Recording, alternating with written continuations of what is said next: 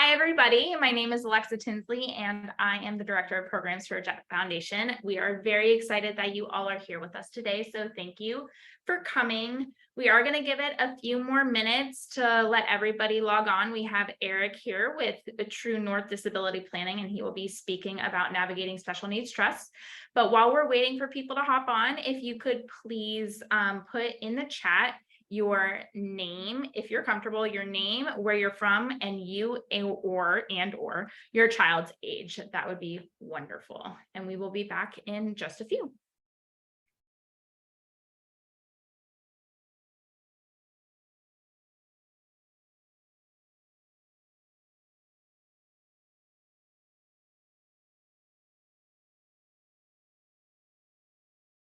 All right. It looks like we are good to go. So again, my name is Alexa Tinsley. I am the Director of Programs here at Jett Foundation. Again, thank you all for coming. We're very excited for our topic today. We have Eric Jorgensen, who is the founder of True North Disability Planning, with us today. So I want to thank you first for helping make this possible and sharing your knowledge and your expertise with us. I think this is a really great topic and very much needed. So thank you for being here. Eric founded True North Disability Planning, which is a national consulting company that helps families, individuals, and professionals navigate the very, very complex world of disability benefits, resources, and services. And he is also the host of a podcast, The ABCs of Disability Planning, which will feature Jett Foundation in the coming months. So definitely check that out. There's a lot of great information that we have heard from him on that podcast. So definitely check that out. But before we get started, I do just want to mention a few things. If this is your first webinar or your 10th, doesn't really matter. We do offer these throughout the year. The webinar is being recorded, so if you do have to log off for any reason, if you lose connection, which I might because my internet's been crazy today, this is recorded and you can always watch it later on or send it to anybody who you might feel this is helpful to. During the presentation, Eric has asked if you do have questions, please just raise your hand. You can either type it in the chat, you can type it in the Q&A, or raise your hand and we will make sure that you can unmute and speak and ask that question if you do have any throughout the presentation, not just at the end. So that is all from me and I will hand it over to Eric. So thank you, Eric. Thank you, Alexa. So I want to give a heads up prior to diving into this. I am going to talk about a lot more than just special needs trust because when Alexa and I first talked about setting this up, I thought it was important that families understood how everything worked together. And there are some things that I think you might want to do before you set up your trust or while you're getting your trust set up. And I'm going to talk in several different life stages based on the ages, because there's some milestones associated with each age that I want to make sure everybody's aware of. So I'm not going to focus specifically on Jett, on what Jett Foundation and Duchenne muscular dystrophy. I'm much more broad than that, but Alexa said that was okay, because there would be some people potentially who are coming to this presentation outside of the muscular dystrophy. So when you get a diagnosis of any kind, the first thing you want to do is really determine what the outlook is like for your child and start putting your support network in place. And this could be as simple as making sure your siblings, your child's aunts and uncles, grandparents, that they understand the type of support you need, to going out to Facebook groups and finding a community that can relate to what you're experiencing, and maybe telling you some things to think about, some things to put in place ahead of time, and just really start managing your expectations. And not in a negative way of saying, oh, my child's never going to do ... but rather, hey, this is a list of some professionals that maybe we need to start shopping around, for lack of a better term, for physical and occupational and speech therapists, because we know 9 times out of 10, our child's going to need that when they have this diagnosis. Well, now's the time to be looking for that, finding out what's accepted by insurance, what's not. Maybe looking into when's open season. What type do you need to be looking at, going from perhaps you have a a high deductible healthcare plan, maybe that doesn't make sense anymore because of all the extra support your child's going to need. So that's what I'm talking about when you say think about your child's needs and getting your support network in place. It's really broad spectrum. What kinds of things are going to be coming down the road, and what can you do now to plan for it without being Chicken Little? I mean, what's the realistic things that are going to really help you start putting things in place? If you have an intellectual developmental disability, then every state will have a Medicaid waiver. Some of those states will let you apply for the adult waiver right away as soon as you get a diagnosis. Other states will say, like Louisiana will say, you have to wait until age 16. You want to, if your state allows you to get ahead and register for that waiver. For example, some states will have an autism waiver, and you would want to sign up for the autism waiver specifically, and acknowledging that there's going to be potentially a waiting list. Many states will have children's waivers. Sometimes they're called Katie Beckett waivers or TEFRA waivers, TEFRA waivers. And those waivers are for children with significant healthcare needs. And usually they do not consider a parent's assets or income. So even if you're making $300,000 a year, if your child has significant healthcare needs in one of these states that have a child's waiver, you may be able to get support on that waiver for your child, even though you're making so much money. That is going to vary based on state. So the first thing you're going to want to do is determine if your state has one of these children's waivers, and you can usually do that by Googling children Medicaid waiver in the state you live in, or you can type in the diagnosis and then state you live in and see if there's any state agencies. You may also be able to reach out to a support group, or like Jett Foundation has a lot of resources, and other organizations, and say, do you know if my state has anything for my child who is under the age of 18, or when do their supports start kicking in? So those are some things that you're going to want to do as soon as you get the diagnosis. And then you can start looking at making sure you have the estate plan and the financial plan. And the estate plan is going to be the special needs trust. And this is where you're going to be thinking about, do I need a third party or a first party trust, or both? A third party special needs trust is going to be used for everything that the child doesn't own. So if you are leaving a life insurance policy, or if the child's grandparents are leaving investments, or you want to leave a house, or anything else that the child has never owned, you would put that into a third party special needs trust.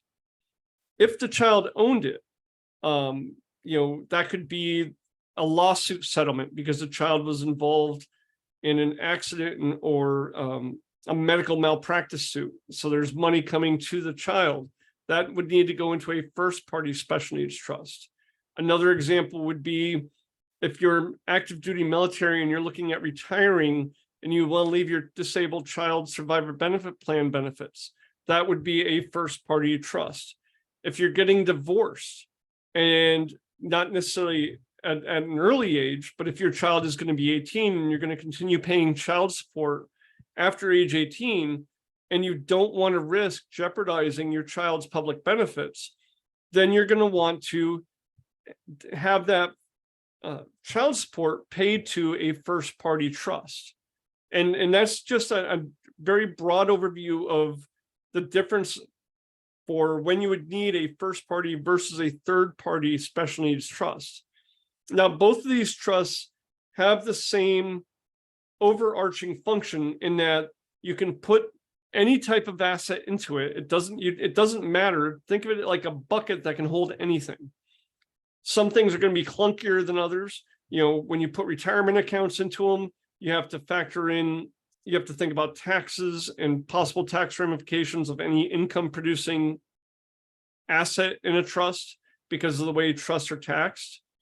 If you put a house in a trust, you have to start thinking about, well, do I want the trustee to be able to sell the house or rent the house, things like that. So there's more things, and I'll get into them as I get further down the age function when you should be thinking about this, because typically diagnosis is going to occur probably sometime between birth and 6 or 7 years old. Sometimes it might occur older in life, but usually what I'm seeing is typically the diagnosis is occurring between birth and 6. For minorities, it's going to be further, from what I've read about, it's going to be further along the 4 to 6, 4 to 7 age. And then, Caucasians, it's usually closer to the birth to 3 or whatever with early intervention. So that's the types of things and how I like to think about what you should be doing when you have a diagnosis. The financial plan I didn't really touch on, because at this stage, it's really hard to understand what is my child going to need in terms of financial support when they're older. So the best thing you can do for yourself when you get a diagnosis is really make sure you have a firm understanding of where your money is going, how much money is coming in, how much money is going out. Once you have a firm grasp on how much is coming in and how much is going out, the next thing you need to think about is there going to be any additional costs that come from this diagnosis? For example, maybe my child needs a wheelchair, and because they're growing so fast, the insurance company isn't going to pay for a wheelchair as often as they need it. Or maybe the insurance company will give us a manual wheelchair, but we want a powered chair. Or maybe we want a Moby chair, one of the floatable, one of the wheelchairs you can take to the beach and put in the water. That's one example of why you might need additional money. Another example goes back to what I led with. Are you going to need additional speech, physical, occupational therapy? Are you going to have more copays than you would have had before you had the child? Do you have a high deductible, which means you're going to be paying more out of pocket until you reach that deductible? So every time you have a medical appointment, you have to plan for all that extra money coming out. Do you have an FSA or an HSA, a flexible savings account or a health savings account? Should you have one? I'm not here to tell you, yes, you should or no, you shouldn't, but you do want, if you are going to have one, make sure you understand the differences, how they work. A flexible spending account has to be used in the same year that you said, you can't carry it over typically. And the health savings account, you can carry it over indefinitely. Both of them will have limits on how much money you can put them in, how much money you can put into it. A flexible spending account will have limits what you can spend the money on. These are just the kinds of things that you need to be thinking about. And I hope I'm not making people have this like visceral reaction of, holy crap, this is overwhelming, because it certainly can be, but it's even more overwhelming if you don't take these steps and if you don't put things in place and then something happens. So just some background about me real quickly. I come from an environment where I retired from the Navy back in 2012. I lost my wife the same year that I retired. So my wife had an illness, spent a week in the ICU. I took her off life support. When my wife died, I became a single dad to my son, who was 12 at the time. He's on the autism spectrum. He has some other disabilities. And I was left trying to figure out how to make all this work. I can tell you, we didn't have a very good financial plan, because all the planning that we did, or estate plan, because all the planning we had done was, what happens if I die? I'm the one that's deployed to war zones, or combat zones. I was the one who was active duty military on submarines, aircraft carrier, Guantanamo Bay. If there was a hotspot in the world, I was probably around it. So we didn't think about how to plan for, a 39, 40-year-old woman, stay-at-home mom. What kind of estate plan, financial plan does she need? So when you're doing this planning, you need to do it for both spouses. If there's two parents involved, and if there's two spouses, but you need to be doing all that thinking together. And for the last piece I'll say about financial planning, because you don't know how much money you're going to need to support your child down the road, the best thing you can do is make sure that you are setting up the surviving parent or whoever is going to be the caregiver for that child as best as you can through life insurance, or if you're independently wealthy with investments, making sure those are properly titled to go to the special needs trust when you're gone. If somebody other than the other parent is going to be taking care of the child. If it's going to be the parent, you'll want to make sure you work with somebody to have the assets transferred to the parent, and that can all be done using beneficiary designations. Hopefully that's not too technical. And I'm going to pause here for a second to check in about, is my speed okay? Is my volume okay? Am I hitting the things that you wanted to talk about? I know, again, the title was about trust, and I apologize for that. And I want to make sure I'm answering the questions that you came here with. So I'm going to pause here and give people an opportunity to ask any questions they have or make any comments that they want to make before I go into the next section, which is going to be about school years. Very informative so far, is the comment we're getting. Awesome. And feel free again to raise your hand if you do want to speak and ask a question as well.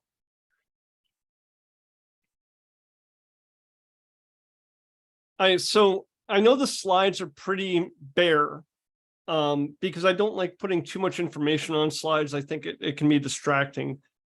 Alexa, are you recording this, or I guess not, you're going live. So yeah. It's recording as well. Okay, cool. Thank you. So with school years, I want to share something I find that happens to a lot of my clients, and candidly, it happened with my wife and I. I feel, speaking for my wife and I feel we got too wrapped up in the education side of things and lost sight of everything else that was going on. What do I mean by that? Well, we were so bent on making sure we could milk everything that we could get out of the individualized education plan, the IEP, that we really, I feel, lost sight of, hey, you know, my son should have a social life. Are we doing things to help him find hobbies outside of school? Are we doing things to where it's not just all schoolwork all the time? Or the other thing he did a lot was he needed a lot of physical therapy, speech therapy, and occupational therapy outside of what the IEP would give us. So we were paying for all of that out of pocket, and we were so frequently during the week, you'd go 2 or 3 times a week to a therapist for speech, physical, or occupational therapy. And then when he was home, we would be working with him on the things that the therapist told us to work on. And on the one hand, I want to acknowledge that a lot of that early intervention, it really did a lot of good work. He was nonverbal for a period where we were using the picture exchange card system, or PECS, to communicate. We were also using American Sign Language to communicate. And when he finished high school with a certificate a couple of years ago, he actually spoke at his graduation. So I am not poo-pooing or saying you shouldn't focus on all of those therapies. I do feel my son's therapies really paid off and really helped. What I am encouraging parents to do is remember their child is a whole person. They're not their diagnosis. And to that end, as much as possible, help them do things and find things that they enjoy doing.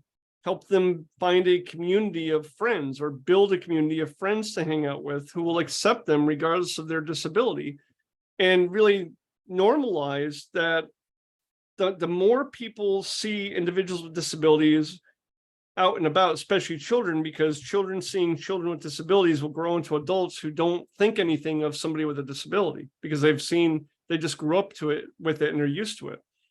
You know, when my son was younger, and this was in the late 90s, early 2000s, we didn't really go anywhere. You know, it was much more, we didn't want to take him out because of behaviors. We didn't feel like we could go anywhere. We didn't have family that we felt we could leave him with.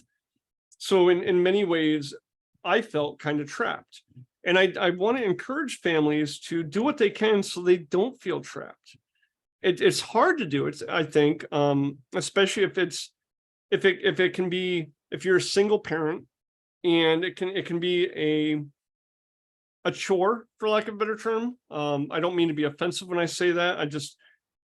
But if you're a single parent and you have to get there's just this whole thing about getting your kid out of the house, into the car, breaking the chair down, putting it in the car, getting to the place, getting your child out of the car, into the chair, on, and then worrying about, is there going to be a changing table large enough to accommodate your child? So these are all reasons why, especially as your child gets older, it may be easier just to stay home, or maybe you're feeling overwhelmed. So when your child is young and just entering school, I would like you to not just focus on the IEP team and create and monitor goals, but start looking at your child as a child, and making sure there's time for them to play, making sure there's time for you to enjoy them as a child, and then working and updating the estate and financial plan. So that means talking to your family members. Well, who's going to be the guard? If you have a minor child, that means if something happens to you, you have to have a guardian to step in and care for that child until the child turns 18, assuming they don't need a guardianship after age 18. So who's going to fill that role? Are your family members, brother, brother-in-law, sister, sister-in-law, grandparents, what have you, are they being polite and saying, yes, we can do that? Or do they really truly understand what a day in the life is like, and they're equipped and ready to take over if something happens to you? The time to find out is not when something happens. So I would encourage you, if you have somebody, or you're thinking of putting somebody in your estate plan as the guardian for when you're gone, see how they do. I want to frame this the right way, but have your family member, or whoever's going to be the follow-on guardian, take the child for a couple days. And this can be challenging because I know a lot of parents are hesitant to let their children go away overnight, especially when they're younger and maybe they have more complex needs. They're hesitant because they don't want, or they don't feel that anybody can do it as well as they can. And that may be true, but you're never going to know if somebody else can do it when you're not there, if you don't test it out and prove the theory before something happens. This goes back to when my wife died. Our plan had been to have my brother-in-law be the guardian of my son if something happened to both of us. And either at the funeral or shortly after the funeral, when everything happened with my wife, my brother-in-law told me there's no way he could handle, being the guardian for my son. So, that was kind of a kick in the gut, because it's like that was what our plan had been. And I don't want my family, my side of the family, doing anything with my son. So I was left, and I still remain in a situation where I don't really have too many good options for who's going to take over after I'm gone with my son. My fiance will, but my fiance is older than I am. So there's really no perfect option for what's going to happen should something happen to me, or when I die, because I'm not going to live forever. So what's going to happen after I'm gone? Now, some states like Washington State have very good programs in place for guardians, where you have people who are trained guardians who will come in to be guardians. And now I'm talking more for adults, but this is the kind of conversation you need to have, because that's going to be in your estate plan. I want so-and-so to be the guardian of my child. There's also going to be something in there. If you have a special needs trust, I want so-and-so to be my trustee. Well, trustees have a very, very difficult job. It's not just spending the money from the trust. I mean, that's a big part of it, but trustees have to be fiduciaries, which means that they have to act in the best interest of the special needs trust, because that trust is, that money has to last for the life of the individual with a disability. So, that means the individual who is being trustee needs to be managing the money that's in the trust properly. They need to be filing taxes, because the trust is going to have its own taxpayer ID number. A taxpayer ID number for a trust is the same thing as a social security number for you and me. It is what is identifying to the IRS that this is an entity that can own property and pay taxes. And that is that the fact that the trust is its own entity is what makes it independent enough that the child isn't going to have their benefits affected. I'm probably not explaining the trust that well. I'm doing the best I can. I'm not a lawyer. But the bottom line is the special needs trust is its own entity that has to pay taxes on money that it earns.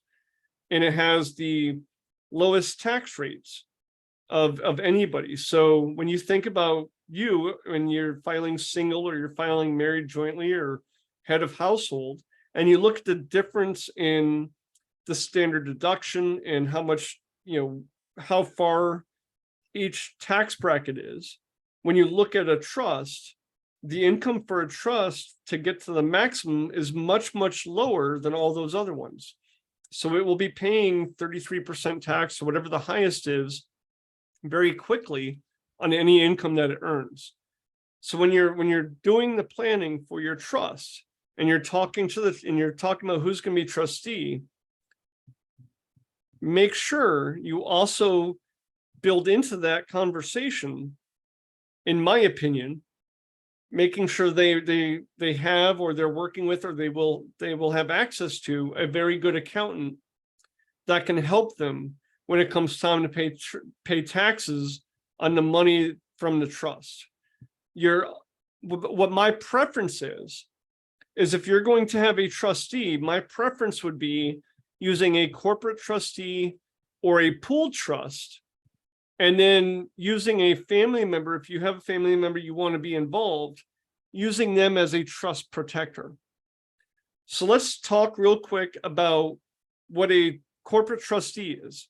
A corporate trustee is a corporation, like a bank or a trust company, that manages trusts for, that's all they do. That's one of the things they do. They have dedicated staff that will do everything that needs to be done for that trust. They're probably going to be more expensive than working with a family. Some, like banks, are going to have a higher minimum. So let's take Sandy Spring Bank, for example, in Maryland. I'm not positive, but I think their minimum for a special needs trust could be between $3 and $5 million. So if you're not going to fund the trust with between $3 to $5 million, they're not going to serve as trustee, because it's just not, it's not going to be profitable enough for them. Now, don't quote me on the $3 to $5 million number. I don't know off the top of my head. I'm using that to illustrate a point that some corporate trustees are going to have minimums. So when you're looking around for a trustee, for somebody to work, who you're going to work with, you're going to want to ask, do they have minimums? I do have a how to pick a trustee guide on my website you can get for free, but it is not something you should go into lightly and just say, oh yeah, my brother or my child's sibling can do it, because there is so much involved, and if it's done incorrectly, your child could lose federal benefits like Social Security, specifically SSI, Supplemental Security Income, and Medicaid. So you really want to make sure whoever is serving as trustee understands what they're getting themselves into. A pooled trust is it's a nonprofit, because all pooled trusts have to be managed by nonprofits. And they will typically accept lower balances. You don't typically need a lot of money to invest with them. If you don't have to fund the trust with millions of dollars if you don't have millions of dollars. And what they do is they will administer the trust for you. And instead of you hiring an attorney and paying an attorney to set up a special needs trust, you would sign what is called a joinder agreement. So they already have this big trust set up, and you're just joining it. And you're going to be, the reason it's called a pool trust is because if you think of a swimming pool, and all the people inside the swimming pool would be representative of individual trusts. Now, each individual trust is managed separately, meaning their money only goes to that person. But as an aggregate, all of the trusts within the pooled trust, all of the accounts within the pooled trust will be invested as one large amount, giving the pool trust the ability to invest as if they had much, much more money. And that's an advantage because it means they can drive their costs down for how much it costs when they're looking at investment fees. I'm going to pause here again to make a check in and see how things are going, see what people are thinking. I would like to know how many people have heard of a pooled trust, how many people have heard of a corporate trustee, if they would like to know more about that information before I go to the next slide, if they have any questions about those. So I'm going to pause here, Alexa. How would you go about finding a pooled trust? That's a great question. There's a organization called the Academy of Special Needs Planners. And I believe on one of my slides, I have a link to them. And on their website, you will be able to go and search for pooled trusts by state. And when we get to the end of the slides, if I did not include it on there, and I think I did, but if I didn't, Alexa, I will send you a link to the Academy of Special Needs Planner Pooled Trust tool. Perfect.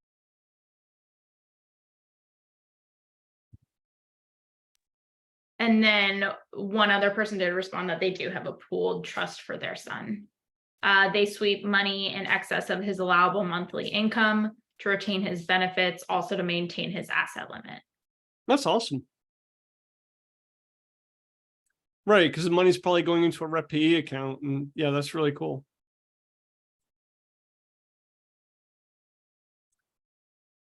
All right, so now we're going to talk about preparing for a transition, which should start around the ages of 13 and 14. When I'm talking about transition, what I mean is transitioning from high school into adult services. I'm not talking about transition as it relates to transgender or anything like that. I'm specifically talking about if you have a child who is transitioning from high school into an adult program or an adult services.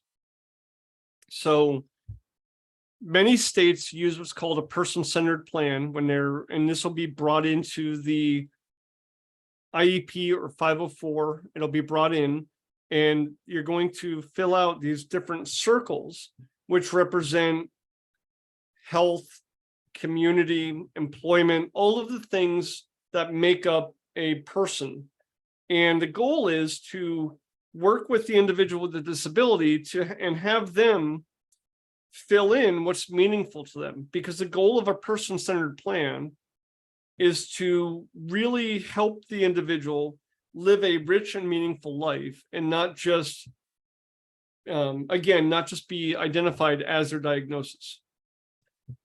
If you have not yet, and you have a child who has an intellectual developmental disability or perhaps a traumatic brain injury, I would look for your state Medicaid waiver and apply for it.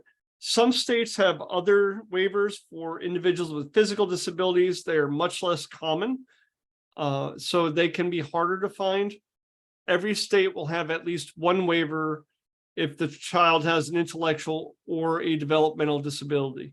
An intellectual disability is typically identified as having an IQ of 69 or lower with significant impediments or challenges to the, independent living and things like that. Every state will have their own blurb on what it means, but that's a very general overview of what it means. You do not have to, if you have a disability, and it affects your academic performance, you do not have to leave school at 18, 19 years old. In most states, you can stay in school until 21, 22, depending on when your school year started. And in Michigan, you can stay in school until 26. Now, you would not get a high school diploma. What you would get instead would be a certificate of completion, but functionally they're the same thing. You could still go to college.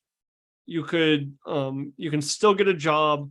The biggest difference between leaving with a diploma and certificate is if you need the supports and you leave with a diploma at 18, 19, then you've dropped off the cliff, because most states are not set up to provide any support until after somebody turns 21 or 22. So if you leave at 18 or 19, you could be looking at being on your own for 2 to 3 years. It's not a guarantee that if you're registered with the Medicaid waiver, you're automatically going to be enrolled in the Medicaid waiver. Many states have waiting lists. For example, Connecticut has a waiting list where you may not get services in your lifetime if you don't have an intellectual disability, or you're not autistic. So if you have Down syndrome without an intellectual disability, for example, you may never see any money from a Medicaid waiver in your lifetime. It's not a guarantee, but it can be very challenging. Oklahoma is another one that has a very long waiting list. And having said all that, I still encourage people to sign up for the waiting list, because a lot of these states are doing the best they can to zero these waiting lists out. They're putting money towards these, they're funding them. And if you're not on the waiting list and the state gets an influx of money to pay to really wipe this waiting list out, you're screwed, because they're not going to consider you. So I would rather have you on a waiting list, because if any money comes down the road, then there's a better chance of you benefiting from it or your child benefiting from it. The supported decision-making versus guardianship discussion, there's a lot that goes into that. Again, more and more states are passing laws or putting legislation in place to allow an individual to use supported decision-making as a less restrictive means instead of guardianship. Yet there's still many, many school districts that are telling parents, you need to apply for guardianship as soon as your child turns 18, because they can't make their own decisions. They can't do anything on their own. I'm going to disclose here that I am my son's legal guardian. So I guess I would have some innate bias towards guardianship because I am using guardianship for my son. But I want to be very clear that not everybody needs guardianship. The decision-making tools that I use, if I'm trying to decide if somebody should, and I'm not an attorney, so this isn't legal advice, but to help people make that decision, should I reach out to an attorney about guardianship or not? Some of the things I like you to think about or ask yourself are, number one, does your child understand his or their diagnosis? Can you have a conversation or communicate with them about their treatment plan and about what they would like done? Are they willing and able to ask for help when it comes to their treatment plan? So again, using my son as an example, back in 2019, anyway, a few years ago, he needed a titanium rod put in his chest because he had pectus excavatum. Basically, his sternum was inverted and pushed against his heart and lungs. And when I took him to talk to the doctor about doing this, because he was an adult at this time, he didn't want to hear any of it. He just said, yeah. Basically saying, yes, we can do the procedure. I just want to get out of this waiting room. There's a lot that could possibly go wrong when you put a titanium rod between your sternum and your heart and lungs. So I wasn't comfortable with him just saying, yeah. That was one. I mean, I had guardianship before that because Children's Hospital wanted to see a copy of the guardianship paperwork and I had to submit it. But that lack of decision-making capability and that lack of understanding is part of why I sought out guardianship. The rod is out now. It was in for 2 or 3 years. It came out, he recovered fine. But the the bottom line is he does not understand, and he doesn't want to communicate about his medical health. He doesn't want to communicate about his health and wellness. So I want to make sure that I can keep him safe. That's different than you or I being of sound mind body saying we just don't want to go to the doctor. We're making a decision, and presumably you and I are of sound mind and body that we can make that decision, right or wrong. I made a decision to ignore something on my face for several months that turned out to be cancer. It wasn't the best decision, but it was a decision I was capable. I knew the risk and the possible risk. If I'd known it was cancer, I would have gone in sooner. But I knew, in the back of your mind, there's a possible risk there. But the difference there is my son wouldn't be able to. Right now, I'm hoping it'll change as he grows older. He wouldn't have been able to make that reasoned decision. I hope I'm explaining this okay for the concept of what I'm trying to explain, for things to think about with guardianship. What I don't want to see people file guardianship for, or be the only reason for guardianship, is saying, well, my child can't manage money.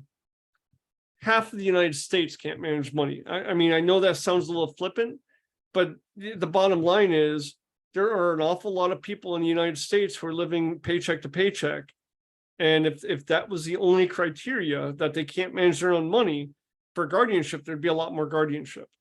Now, I understand concern about somebody being taken advantage of, and that's where maybe supported decision-making with a TrueLink account could be very, very helpful, because a TrueLink account allows you to monitor what the money is being spent on.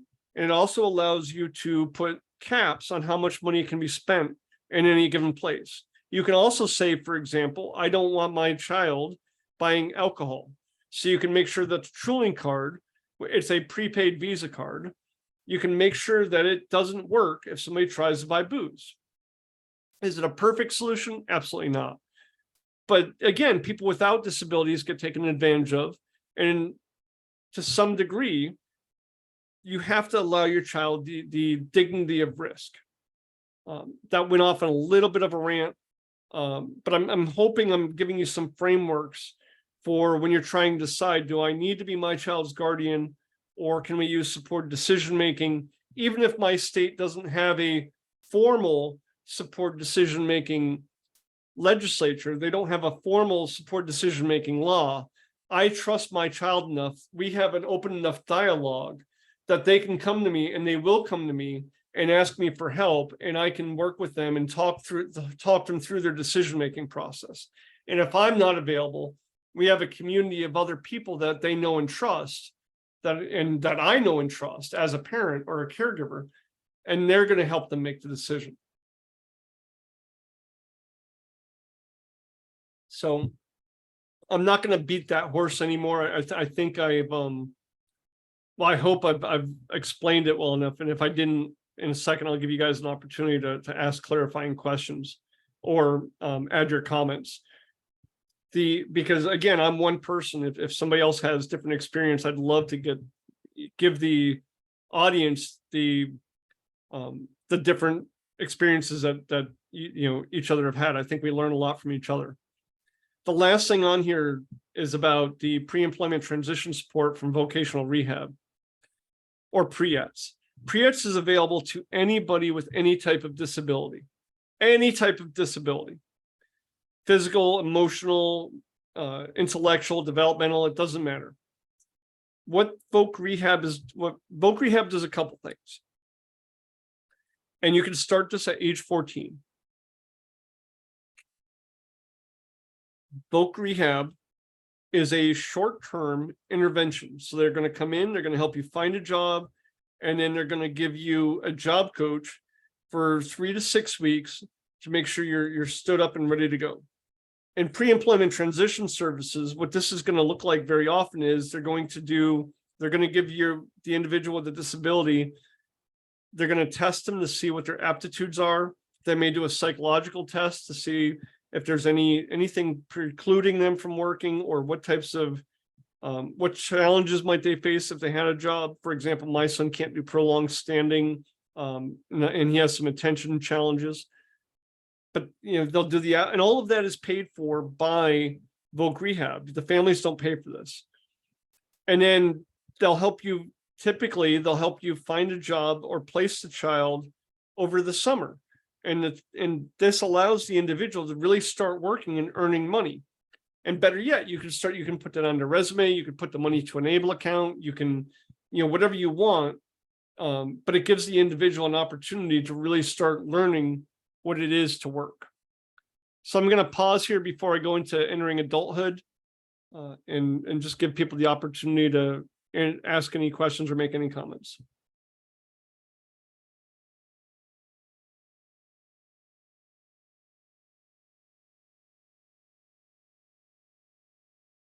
Everybody's very quiet. I'm going to hope that's a good sign. I would say yes. No news is good news, right? So entering adulthood, this is going to be pretty quick. I am sharing these slides. I told Lexa, I think I told Lexa, if I didn't, I'm saying it now. Anybody that wants these slides can have them. So there's not too much to add to this from what I've already said. The estate and financial plan, you want to do this at every stage, because this is when they're 18, this is where you go from, I needed a guardian for my minor child, to crap. Do I need a guardian for my adult child if I'm going to be my child's adult? If I'm going to be my adult child's guardian? And this is also where you go, okay, is the trustee still the same person I wanted to be, or did we have a falling out a couple of years ago and I never updated my trust documents?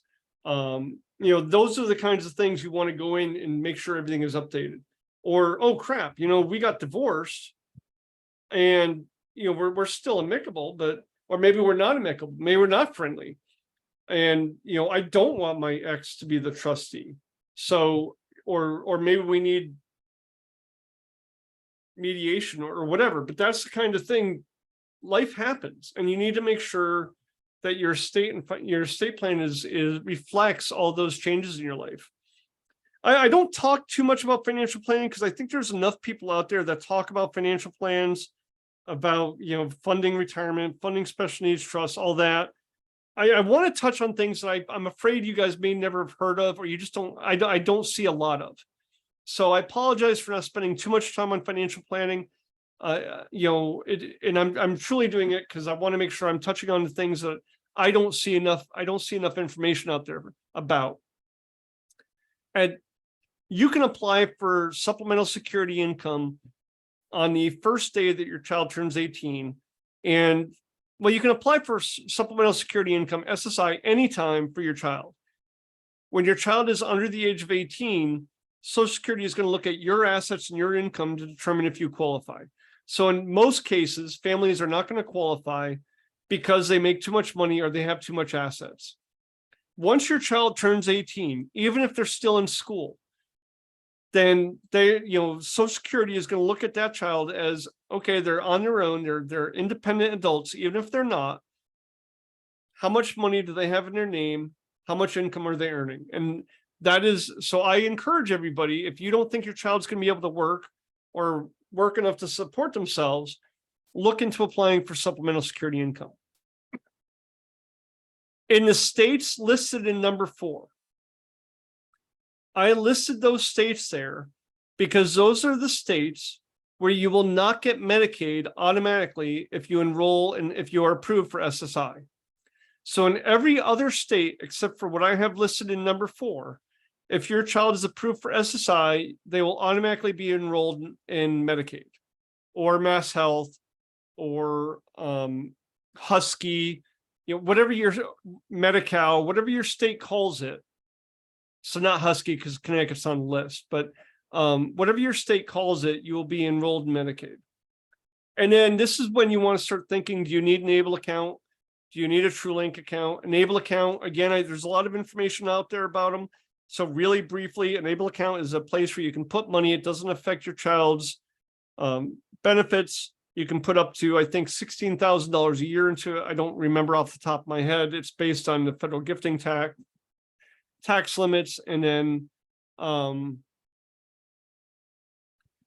that's really, I think able accounts are useful. I don't want to belabor them because I do think there's a lot of information about them. If I don't have a link for TrueLink, I will send it to Alexa, because I really encourage you guys to check out TrueLink cards. My son has one. He uses it a lot. The able account has to be used for qualified disability expenses, which is a pretty broad thing.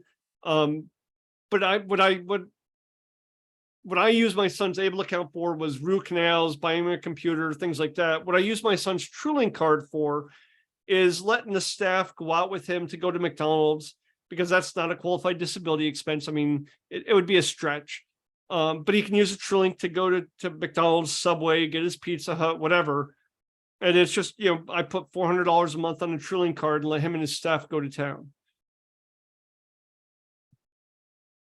We do have a comment. So Okay. their son just turned 18 and they were nervous about the SSI application process. They've heard nightmare stories, but their son was approved within 12 days of his application. So there are positives sometimes, for sure. Yeah, I mean, I will tell you, that's to manage expectations, that is unusual. Most of the time it can take between 6 and 8 months. And I would say the numbers I've read say between 60 to 70% of the applications are denied the first time. Now, some of that is because people don't submit all the paperwork that they should submit. When you're applying for SSI, you want to give Social Security copies of everything from the time you get the first diagnosis, all the IEPs, all the supporting documents, and you do not want to miss. If they say they want they want to schedule a medical interview, go ahead and schedule it. Even if you think your child is going to fail the interview, in some ways, that's the best thing that can happen, is if the child has an incident, because then Social Security will really see, yeah, this child is pretty significantly impacted. Yeah, she says Duchenne, she thinks is on an accelerated approval process. Perfect. And I think that depends by state though, because here in Florida, I have also heard nightmare stories, even with those diagnosed with Duchenne. So I definitely think that just be prepared, because I have heard of denials in states like Florida and Texas. So just be prepared for that going into it. And I will refrain from ranting about Florida and Texas. Good idea. So looking at the clock, I want to make sure, I want to be respectful of everybody's time. We have about half an hour, I think. So post high school, again, the financial and estate plan, this is what I'm talking, when I keep saying estate plan and financial plan, the estate plan is critical, because so much happens in our lives. And at a minimum, I would ask everybody to pull out their estate documents, assuming you have them, and look at them every 3 to 5 years, at a minimum 5 years. If you just don't have the bandwidth, at a minimum, do it every 5 years. And the reason for that is because there's so much that changes in the law and things like that. Since I retired from the Navy back in 2012, I have seen my survivor benefit plan become allowable to go to my son, which required it being paid into a special needs trust. I have seen the passage of the Secure Act, which changed the way, changed things for IRA accounts and things like that. So there's things change, and you don't want to miss something because you just got it once and you never looked at it again. So please look at what's going in your trust, especially if in your will or your documents you listed the house, but you don't own that house anymore and you've moved, or maybe your intent had been you want the child to live there, but now the child is living in a residential facility, or the child doesn't want to live in the house. Maybe the house isn't as accessible, so you've gotten them an apartment or a condo, and that's where they're living, and now you want to fund that instead. So these are things you need to be thinking about for the trust. And it's also ties into all these other things about, if you're going to fund an apartment, where's that money going to come from? If you're going to maintain the house. Where's the upkeep going to come from? If you have a mortgage on the house, how's the house? Are you going to have life insurance pay the mortgage off? Are you going to use investments to pay the mortgage off when you die? How is that all going to be done? How much money is your child going to need when you're gone? If they need full-time caregivers, who's paying for that? Is the state going to pay for that? Are you paying for that? How are you going to fund that? Where's that money going to go? These are all kinds of things that you need to be having conversations about. When your child turns 23, I don't know why 23. I think it has something to do with that's when the federal government thinks somebody is an independent household. I don't know. When your child turns 23, apply for Supplemental Nutrition Assistance Program, SNAP. That's what food stamps used to be. I'm saying 23 because in my experience, I've had people, and I've applied younger than that. And everybody that's applied younger than that I know of, including myself, have been told to come back when our children turn 23. Now, my son is on food stamps now. So I don't know what's so magical about the number 23 instead of 18. I don't have an answer for you. If you have a child who is receiving SSI or could be receiving SSI, then when they turn 23, you want to apply for SNAP food stamps.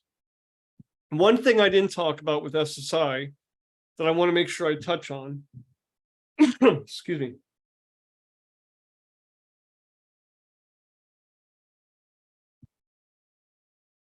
SSI. This is very, very important. If you don't take anything else away from this presentation, please listen to this.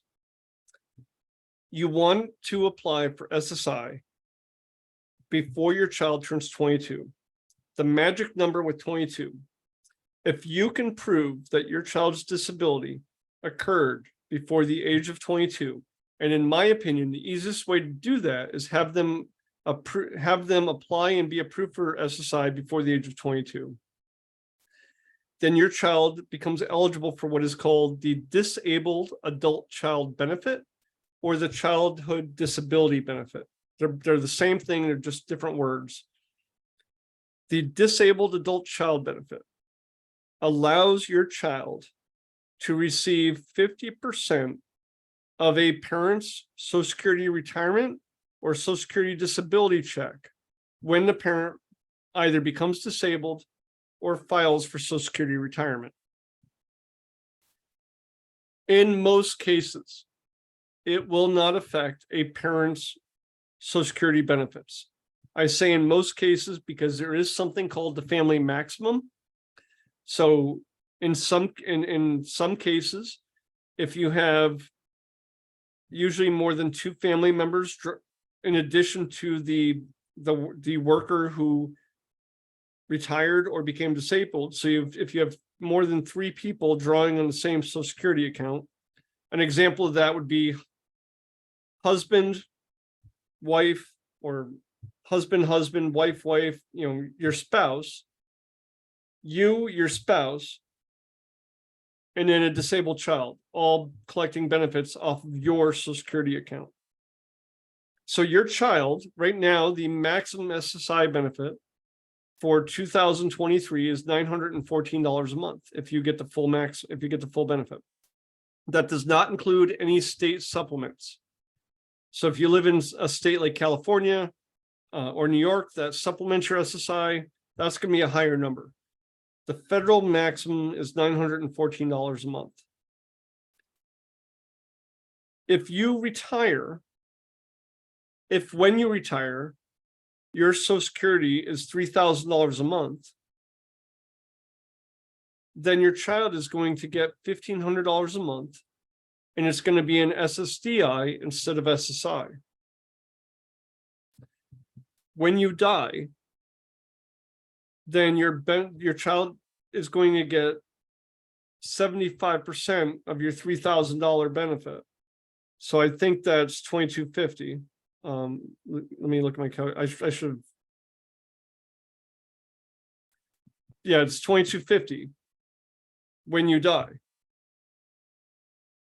So as a recap, disabled adult child benefit, gets your child 50% of your Social Security disability benefit or Social Security retirement benefit. When you die, that benefit jumps up to 75%. If your spouse retires or becomes disabled before you do and their benefit is lower, then the child will get that amount first. And then when you retire or become disabled, it'll automatically shift to the higher account, the higher amount. 24 months after you start receiving SSDI, your child will automatically be enrolled in Medicare. That first month that they're enrolled in Medicare, their SSDI check will be reduced because of the Medicare Part B payment. Every month after that, the Medicare Part B payment will be paid for by Medicaid. Your child will not lose Medicaid, even if the SSDI is higher than the SSI, and they lose their SSI.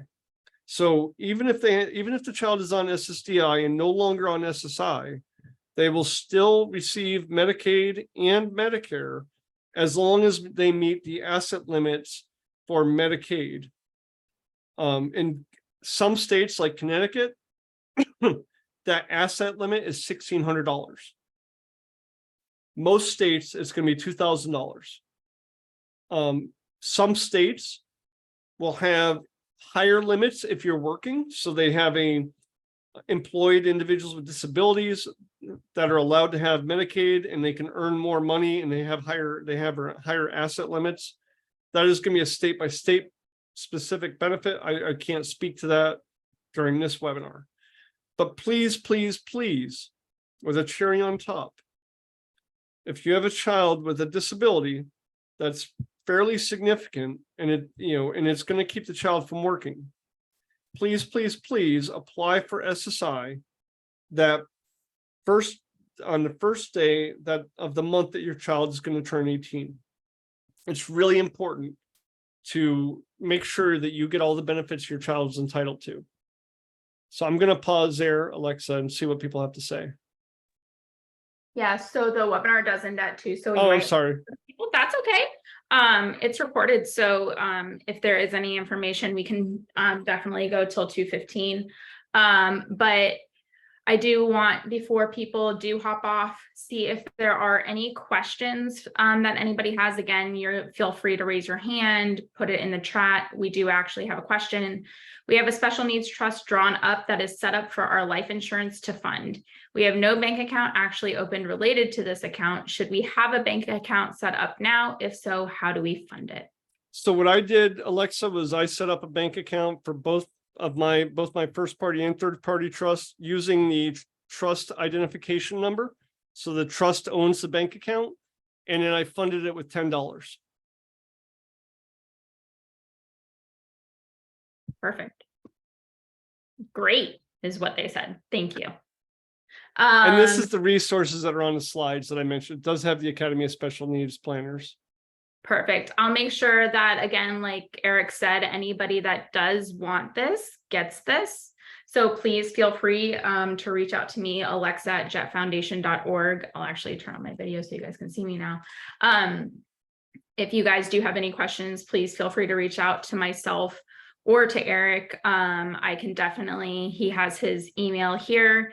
If you don't remember this and you just remember my email, please feel free to reach out to me and I will make sure that the question gets to him.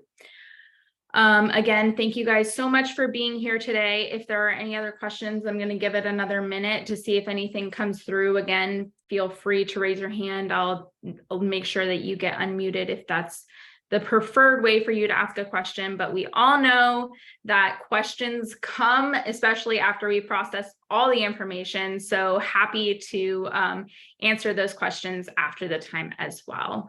Someone did say so much important information. So thank you, thank you, thank you. I am also looking to see if there's anything on Facebook. Nothing has come through at this time. Everybody is thanking you for all of your information. We appreciate you. Again, everybody, thank you for being here. Eric, Thank you so much for all of that information, such good topics and really, really important information for our families and just the rare disease community and, you know, the disability community in general. So thank you again for your time. If you do, there is a survey after this that will pop up, and then Julie will be sending you a survey to fill out as well. If you'd like to see anything else from Eric, or if you have any questions, there might be a topic that he's already used on his podcast that we'd be happy to guide you to, or maybe another webinar in the future. So please make sure to fill out that survey so that we can make sure that your education needs are met. So again, yeah. Can I make a quick plug? I did an interview with Kim Martin, an estate planning attorney in Georgia, and we did a deeper dive in a special needs trust above the surface level. We talked about her favorite trust provisions, and I'll send you a link to that. I'll send you a link to that podcast episode. Awesome. If anybody does want that, please feel free to reach out to me and I'll make sure that it gets your way. So if that is all, thank you guys again for being here, and we will see you next time. Thank Have you. a good one, everybody.